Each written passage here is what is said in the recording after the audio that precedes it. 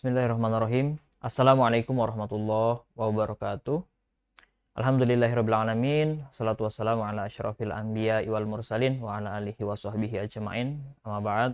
Alhamdulillah, puji dan syukur kita panjatkan kehadirat Allah Subhanahu wa taala karena pada sore hari ini, pada kesempatan ini kita masih diberikan nikmat iman dan Islam, masih diberikan nikmat kesehatan sehingga kita dapat berjumpa kembali di akun atau channel dakwah ini.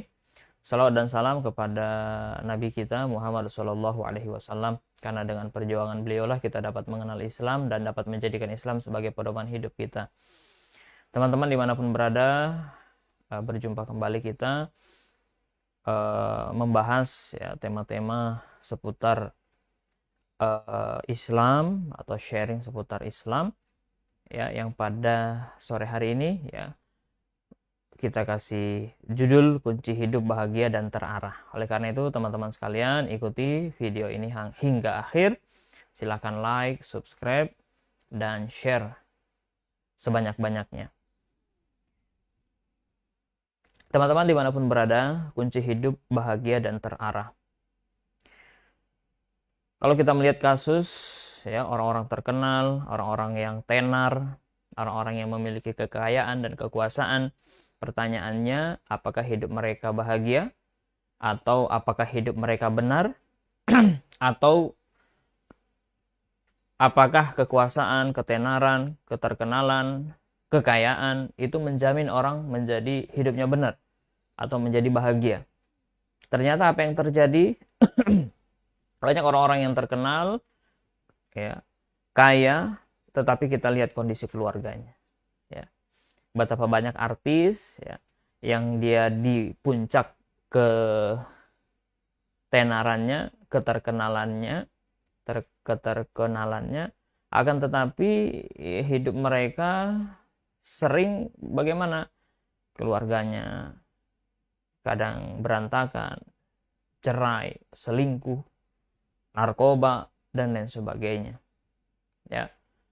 Kemudian ada pula orang kaya ya, mungkin anaknya raja, dan memang terjadi, betul-betul ada ya, orang yang sangat kaya, hartanya triliunan, akan tetapi keluarganya tidak, berantakan. Kemudian hidupnya tidak bahagia, kemudian harus selingkuh, cerai, dan sebagainya. Artis, kemudian orang-orang kaya, banyak yang seperti itu. Ini menandakan apa? Kekayaan, ketenaran, kekuasaan tidak menjamin kebahagiaan atau benarnya hidup seseorang. Ya. Nah, di sini tidak menjamin seperti itu. Ya. Bahkan dari mereka, kekayaannya, ketenarannya itu justru membawa mereka kepada mereka itu masalah ya. Ketika mereka ada masalah, kemudian inilah yang menjadi biang biang dari masalah kehidupan mereka ya. Dia tidak bisa mengatasinya, ujung-ujungnya apa? Bunuh diri atau narkoba, penjara, dan sebagainya. Seperti itu. Betapa banyak orang kaya yang seperti itu. Bahkan saya pernah membaca dalam sebuah literatur, ada salah seorang pemilik perusahaan mobil terkenal dunia, hartanya, kekayaannya luar biasa, akan tetapi apa yang dia lakukan? Melakukan sogok, kemudian dia akhiri hidupnya dengan bunuh diri, lompat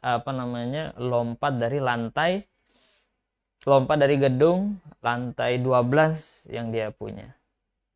Nauzubillah min zalik. Sungguh kekayaan, ketenaran, kekuasaan itu tidak menjamin benarnya atau bahagianya hidup seseorang. Begitu pula kemudian pertanyaannya, apakah dengan miskin dan memiliki spiritualitas yang baik itu apakah akan menjamin seseorang bahagia? Nanti dulu ya, kita banyak sekali melihat berita kasus ya teman-teman sekalian yang menunjukkan orang tersebut tidak kaya, memiliki spiritualitas yang tinggi, akan tetapi hidupnya juga tidak benar ya.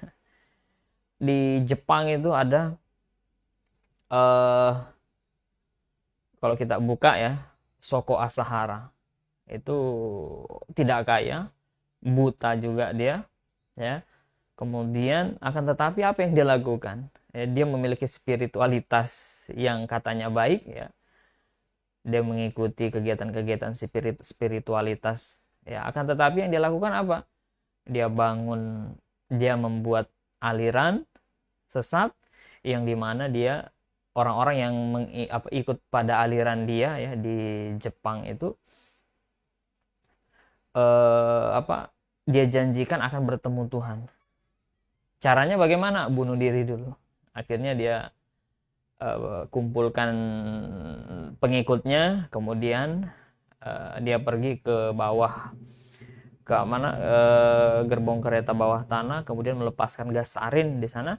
Kemudian banyak dari pengikutnya itu yang mati ya kan, meninggal, belasan yang meninggal, kemudian ribuan diantaranya mengalami cedera karena gas yang mematikan tadi, yang beracun tadi.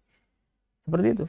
Kemudian ada lagi salah seorang ibu-ibu ya, yang dia juga membuat aliran ya, yang difatwakan Majelis Ulama aliran sesat ya.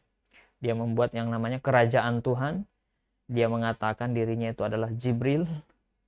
Ya, siapa? Mungkin sebagian tahu ya siapa namanya. Kalau kita buka di Google ya, atau ingat-ingat berita yang lama, Lia Eden ya. Dia menggabungkan semua ajaran agama, katanya seperti itu, kemudian menghapuskan semua agama-agama yang ada, dan kerajaan Tuhannya lah yang paling benar di dunia ini. Alirannya seperti itu. Ya. Ternyata apa? Ini membuktikan bahwa ini baru dua yang saya sebutkan ya, dan itu kasusnya banyak sekali. Ternyata kemiskinan dan spiritualitas itu juga tidak menjamin seseorang untuk apa? Tidak menjamin seseorang untuk menjadi bahagia atau hidupnya benar. Seperti itu. Nah, teman-teman sekalian, lantas apa sih sebenarnya yang menjadi kunci kebahagiaan hidup itu? Atau apa sih yang menjadi kunci agar hidup kita benar? Apa itu? Tidak lain tidak bukan adalah syahadah. Ya, kesaksian. Ya. Kalau bahasa Inggrisnya testifying, ya, kesaksian, syahadah. Apa itu? Asyhadu an la ilaha illallah wa asyhadu anna Muhammadar Rasulullah. Ya, ini yang menjadi kunci kebahagiaan. Ya, kata para ulama, miftahul jannah itu la ilaha illallah. Kunci surga itu adalah la ilaha illallah. Iman, akidah. Kita sebagai seorang muslim yang dengan sukarela kita mengucapkan syahadat, ya, setiap hari kita mengucapkan syahadat di ibadah kita, di sholat kita, ya. Nah, padahal dekat dengan kita itu malah yang sering kita lupakan, ya, sehingga apa tadi, masalah-masalah yang ada itu seakan-akan menjadi hal yang mendatangkan kesengsaraan, ya. Padahal orang-orang dulu itu juga seperti itu. Akan tetapi ya di zaman Rasul, misal Rasulullah SAW, jangan dikira Rasul dan para sahabat itu tidak ada masalahnya. Justru ada. Ada yang dari mereka itu kayanya luar biasa, ya, Utsman bin Affan, ya, kemudian Abdurrahman bin Auf, Sa'ad bin Rabi, kemudian banyak dari mereka itu para sahabat kayanya luar biasa. Termasuk Rasulullah SAW itu juga orang kaya, ya. Akan tetapi kekayaannya itu bukan jadi masalah untuk mereka, ya. Di antara para sahabat juga banyak yang miskin, ya. Akan tetapi kemiskinannya itu tidak menjadi sumber masalah untuk mereka. Karena apa? Mereka punya kuncinya. Apa kuncinya? Iman, akidah. Asyhadu an la ilaha illallah wa asyhadu anna Muhammadar Rasulullah. Ini kunci kebahagiaan. Kunci hidup menjadi benar. Ketika kita memahami apa makna syahadat kita, ya, itu akan menjadi kunci untuk kita menjadi hidup bahagia dan menjadi hidup terarah, menjadi hidup kita itu hidup yang benar. Apapun kondisi kita, miskinkah kita, kayakah, itu tidak jadi masalah ketika kita punya kuncinya. Teman-teman yang dirahmati Allah Subhanahu wa taala, coba kita bandingkan antara manusia dengan robot. Manusia dan robot. Apakah ketika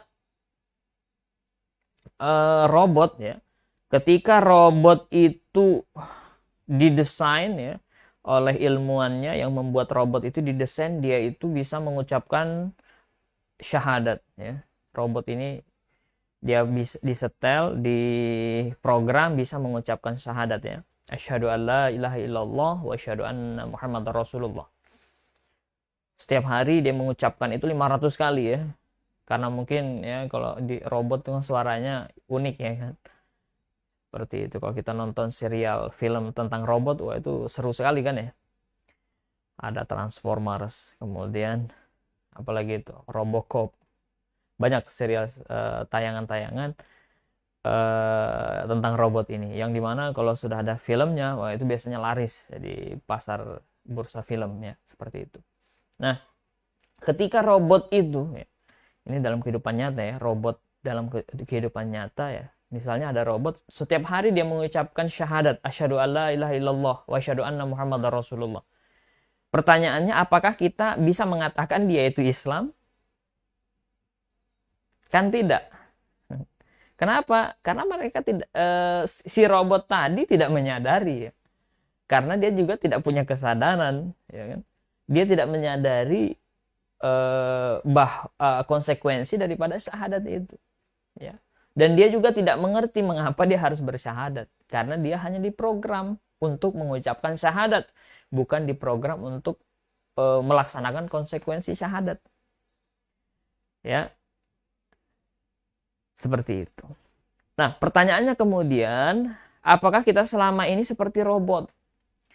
Mengucapkan syahadat, asyhadu alla ilaha illallah wa asyhadu anna Muhammadar Rasulullah, akan tetapi kita tidak tahu konsekuensi daripada syahadat itu. Sehingga hidup kita tidak bahagia, tidak terarah, tidak mau ibadah, malas-malasan sholat, malas-malasan mendekatkan diri kepada Allah Subhanahu wa taala. Jangan-jangan hidup kita itu seperti robot kalau seperti itu. Ya. Padahal kita tahu tadi yang dikatakan kunci kebahagiaan itu adalah asyhadu alla ilaha illallah wa asyhadu anna Muhammadar Rasulullah. Ketika kita paham itu, apa maknanya, apa konsekuensinya, maka apa? Itu sebenarnya menjadi, sekali lagi, yang menjadi kunci kebahagiaan dan kunci agar hidup kita ini terarah. Begitu teman-teman yang dirahmati Allah Subhanahu wa taala.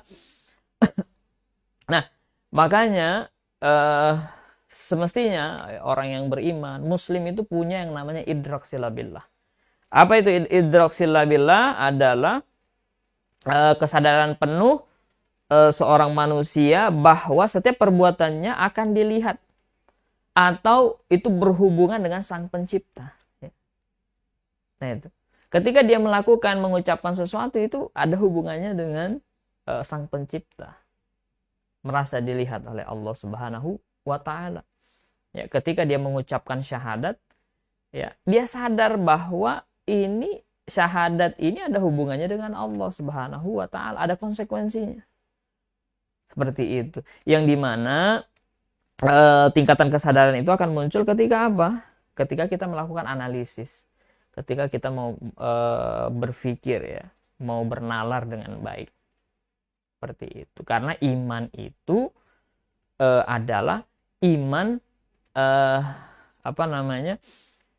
iman itu adalah sesuatu yang ditimbulkan dari hasil apa? Proses berpikir. Tidak hanya ikut-ikutannya. Nanti kita akan kutipkan perkataan ulama mengenai itu dan dalilnya. Ya. Nah, iman itu ya harus yang aplikatif, bisa diaplikasikan, harus konsekuensinya itu harus ada, bisa kita jalankan. Makanya dalam Quran surah Toha itu disebutkan seperti ini. Sesungguhnya aku ini adalah Allah tidak ada Tuhan selain aku. Kata Allah, maka sembahlah aku dan dirikanlah sholat untuk mengingat aku. Nah kan di sini disebutkan konsekuensinya.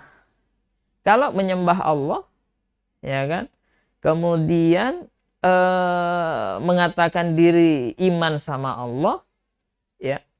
Nah ini Allah yang katakan sendiri dalam Al-Quran, ya, Quran surat Toha ini, ayat 14 ini, ya. Dia mengatakan, dirikanlah sholat untuk mengingat aku. Itu ada konsekuensinya. Salah satunya adalah sholat, ya. Untuk mengingat Allah itu sholat, gitu ya. Jadi ketika kita mengatakan iman, ya ada hubungannya. Ya, ketika kita mengatakan iman tidak hanya di lisan saja, tetapi buktinya itu ada. Salah satunya sholat. Seperti itu ya. Nah ini adalah kunci yang nanti akan membuat hidup kita lebih terarah. Nah ini kesaksian dari salah seorang artis, ya, yang kemudian beliau hijrah menjadi muslim yang taat, kemudian menjadi dai keliling Indonesia, dan beberapa tahun lalu, ya, 2020 atau kalau tidak salah itu beliau meninggal. 2020 apa 2019 itu meninggal. Ya, insya Allah beliau husnul khatimah. Ya, beliau mengatakan dulu itu beliau ini waktu artis berpikir, wah saya ini artis, wah ini adalah kehendak Allah dia jadi artis. Kemudian dia berpikir lagi, kalau saya jadi artis kehendak Allah, berarti kalau ada orang jadi pelacur itu juga kehendak Allah. Kemudian lantas adilnya Allah itu di mana? Dia paksa orang menjadi pelacur, kemudian jadi masuk neraka nantinya.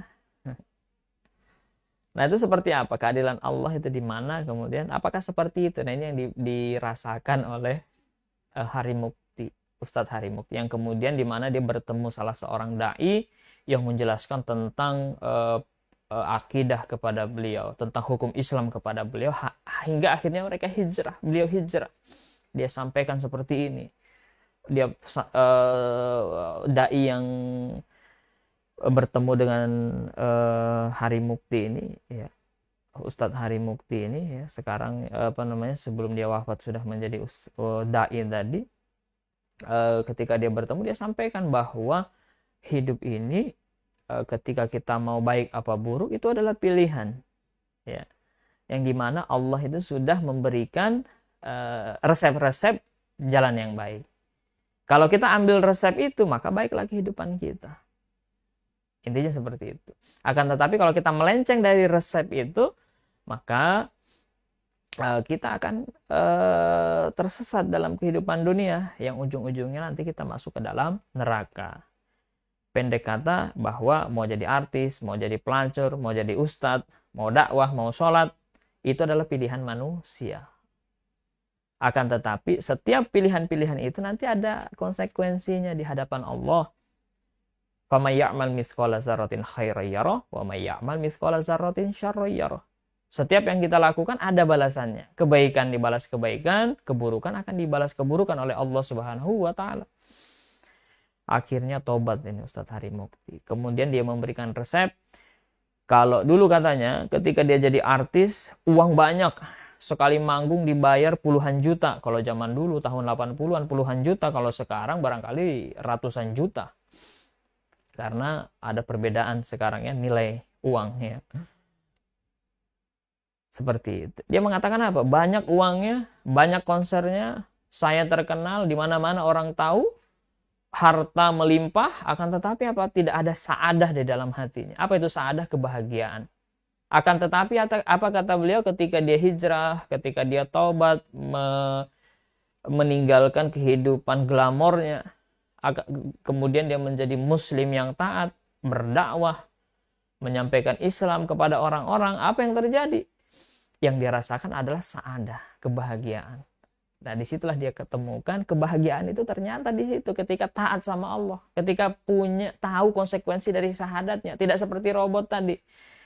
Ketika dia bersyahadat, dia tidak tahu konsekuensinya. Kita bukan robot, tetapi kita manusia muslim yang mestinya punya tahu, paham makna dari syahadat itu dan konsekuensinya. Nah, ini beliau. Nah, ini kata Imam Syafi'i dalam Fiqhul Akbar.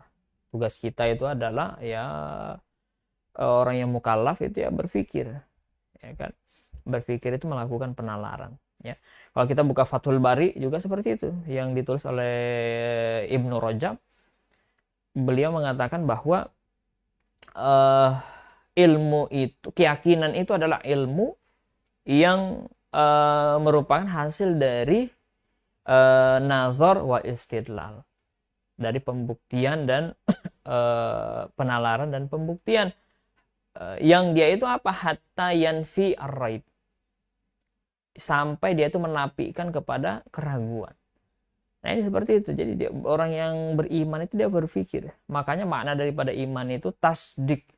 Tasdik apa? Membenarkan. Membenarkan adanya Allah, membenarkan Rasul Muhammad itu adalah benar-benar Rasulullah. Membenarkan bahwa Al-Quran itu adalah kalamullah, wahyu dari Allah yang diturunkan kepada Nabi Muhammad. Nah, itu adalah tasdik, pembenaran. Akan tetapi tidak hanya tasdik, tetapi juga tasdikul jazm, ya, pembenaran yang pasti, yang tidak ada keraguan sedikit pun di dalamnya, ya. Keraguan, kalau ada keraguan sedikit pun itu bukan iman, ya, bisa saja dia pembenaran saja. Misalnya ada tetangga kita habis mancing bawa ikan, kita tanya, Mas, Pak, Bu, atau Om, ya, dari mana mancing, berapa, kemudian, oh itu ikannya besar-besar ya, iya, berapa kilo semua ikannya itu, ya 3 kilo lah. Ya namanya tetangga, ya kita benarkan saja.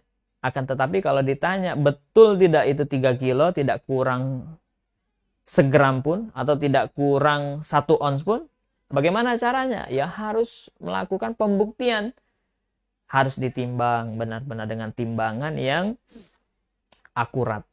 Ternyata 3 kilo 2 on misalnya, lebih ada lebihnya 2 on. Nah, ketika itu barulah kita puas, barulah jazm, ya, tidak ada keraguan karena sudah ditimbang. Nah, itu gambarannya iman itu seperti itu. Makanya dikatakan oleh Allah Subhanahu wa taala, difirmankan, ya,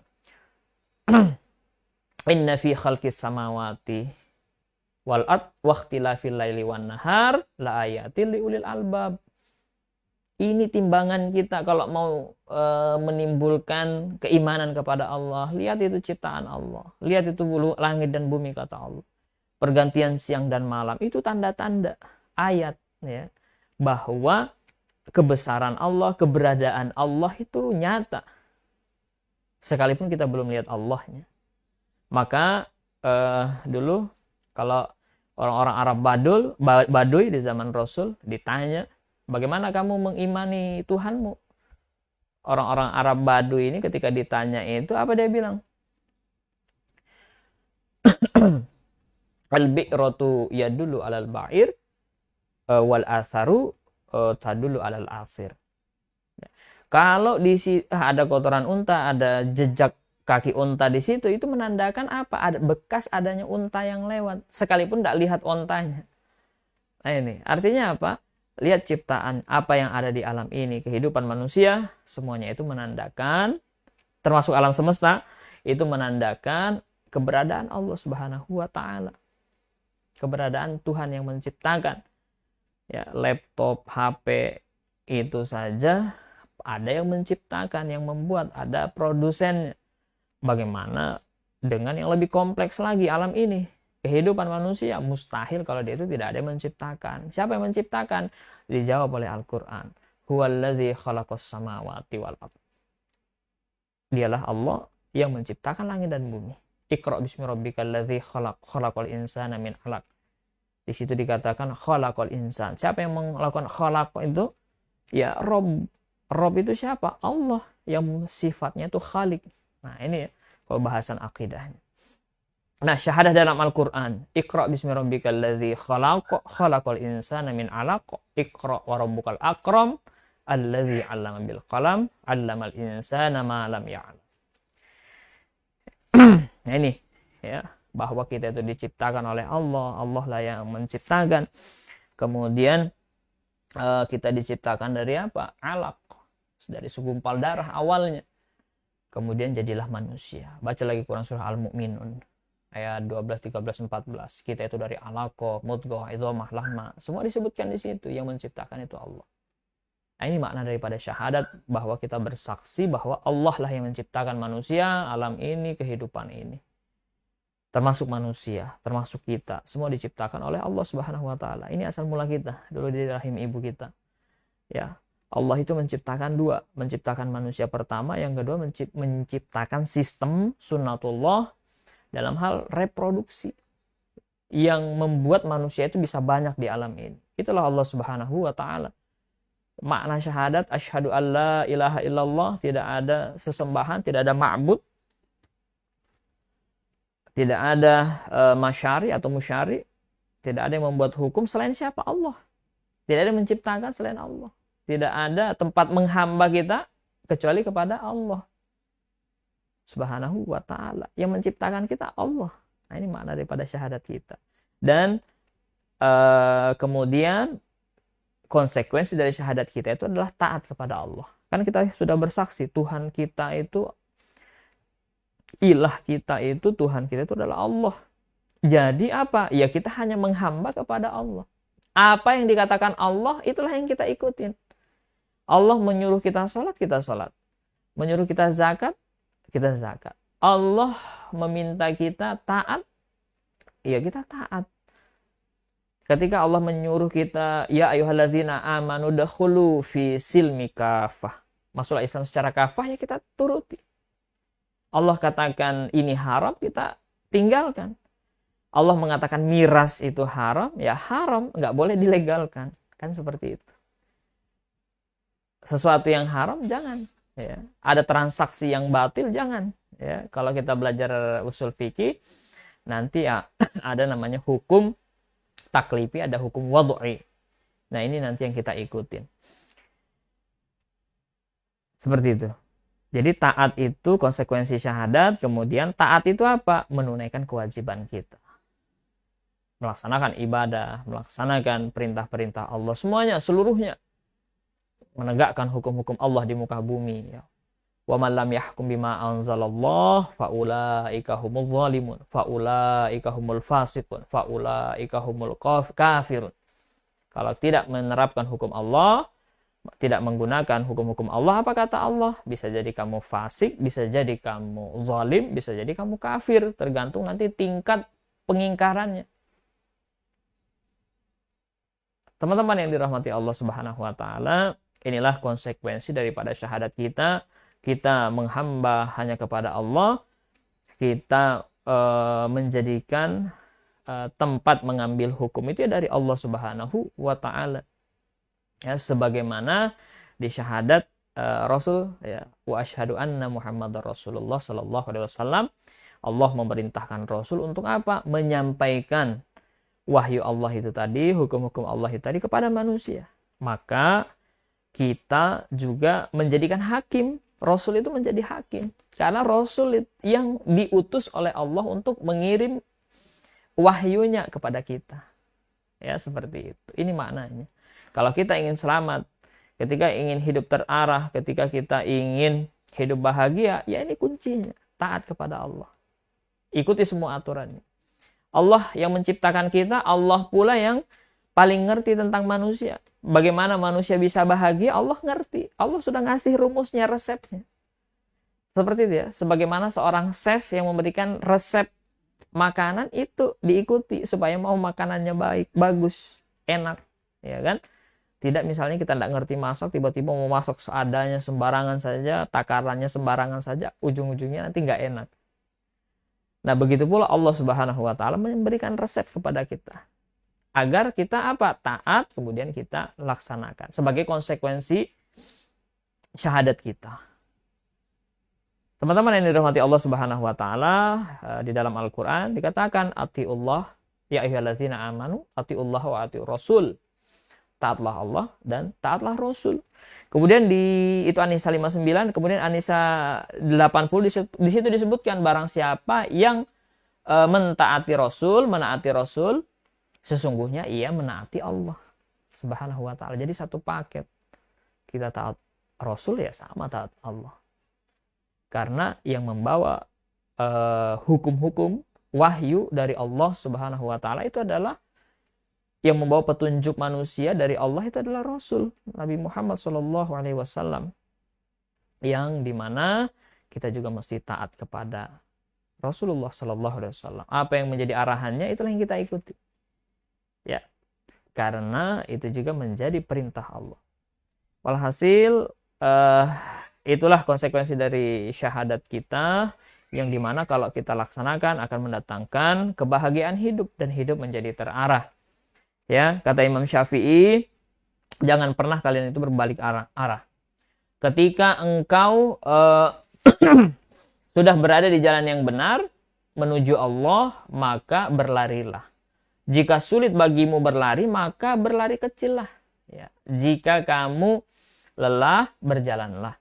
Jika itu pun tidak mampu, merangkaklah. Namun janganlah pernah berbalik arah atau berhenti. Ini kata Imam Asy-Syafi'i. Jangan pernah berbalik arah. Terus laksanakan perintah-perintah Allah, perintah-perintah Rasulullah Sallallahu Alaihi Wasallam. Terus kita istiqomah di jalan Allah sampai kita itu apa? Mendapatkan jannah. Tetaplah istiqomah, insya Allah jannah. Nah, ini yang penting, tetaplah istiqomah. Ya. Karena kalau taat hanya pada saat ingat saja, nah itu taatnya kan setengah itu. Jadi harus istiqomah memang sampai kita mendapatkan jannah Allah Subhanahu wa taala. Ingat, di dunia ini banyak sekali tipuan, banyak sekali ujian, banyak cobaan, banyak yang menggoda. Ya, penggoda kita itu setan. Di dalam Quran dikatakan setan itu bisa dalam bentuk manusia, bisa dalam bentuk jin. Itu bisa menggoda kita. Oleh karena itu jangan pernah kita berbalik arah, sekalipun banyak tipuan-tipuan tadi, godaan-godaan tadi, untuk apa? Menjauh dari perintah Allah. Kalau kita menjauh dari perintah Allah, berpaling dari Allah dan Rasulnya, apa yang kita dapatkan? Kemelaratan hidup sekalipun kaya, ya, kekayaan masalah sekalipun kita miskin. Ya, teruslah kita berada dalam aturan Allah, apapun perkataan orang, ya, sekalipun manis perkataannya seakan-akan itu baik, tetapi kalau itu melanggar hukum Allah jangan diikutin. Jangan kita berbalik arah. Terus kita istiqomah di jalan Allah. Teman-teman sekalian, semoga kita menjadi orang-orang yang istiqomah. Sekali lagi saya sebutkan quotes yang menarik di layar ini. Tetaplah istiqomah, insya Allah jannah. Wallahu a'lam bishawab. Barangkali ini yang bisa kami sampaikan. Barangkali kalau ada komentar di kolom komentar mungkin bisa kita bisa diberikan komen. Ya. Oke, kalau tidak ada, insya Allah ya, mudah-mudahan kita termasuk orang-orang yang istiqomah, orang-orang yang paham, orang-orang yang sadar akan apa syahadah kita, akan apa konsekuensi daripada syahadat kita, dan kita memahami itu sehingganya kita mendapatkan resep hidup bahagia dan hidup kita resep hidup yang terarah. Sekian yang bisa kami sampaikan. Mohon maaf atas segala kekurangan. Subhanakallahumma wa bihamdika asyhadu an la ilaha illa anta astaghfiruka wa atubu ilaik. Wabillahi taufiq wal hidayah. Fastabiqul khairat. Assalamualaikum warahmatullahi wabarakatuh.